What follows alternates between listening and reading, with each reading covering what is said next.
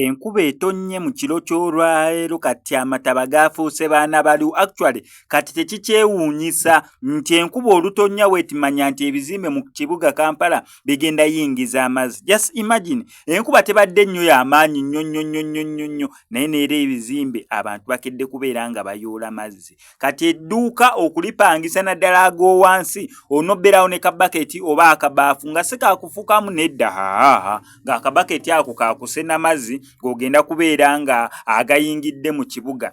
Kyokka ate mu ggwanga erya Kenya abantu abafudde ku nkuba eyatonnya olwokutaano yatonnya lwakutaano na lwamukaaga abantu beeyongeredde ddala omuwendo okubeera nga gulinnya abaakafa nga baweredde ddala abantu 42. Kyokka nga kwaba 42 26 bakakasiddwa okubeera nga ba mu kibuga Nairobi awo nga onogaba mu Kampala wokawuka 26 be baakafa naye bano eno bo bafiiridde mu ggwanga erya Kenya mu kibuga ekikulu ekya Nairobi. Embeera ya bunkenke enkuba ekire ne bwe kikwata kati bweraliikirivu bw'amaanyi naddala mu bamirirwano bano eno Uganda ne Kenya. Just imagine obukubo bwasammusa ekiro.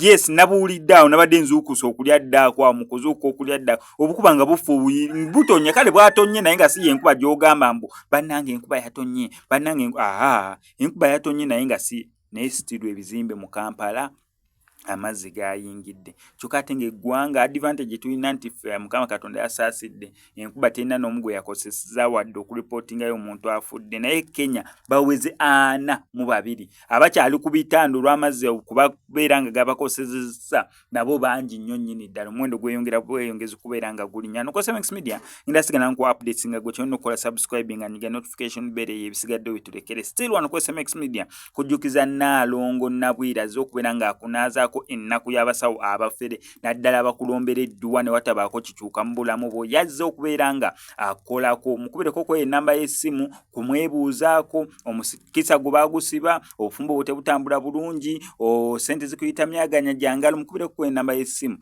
ebisigadde obimulekere.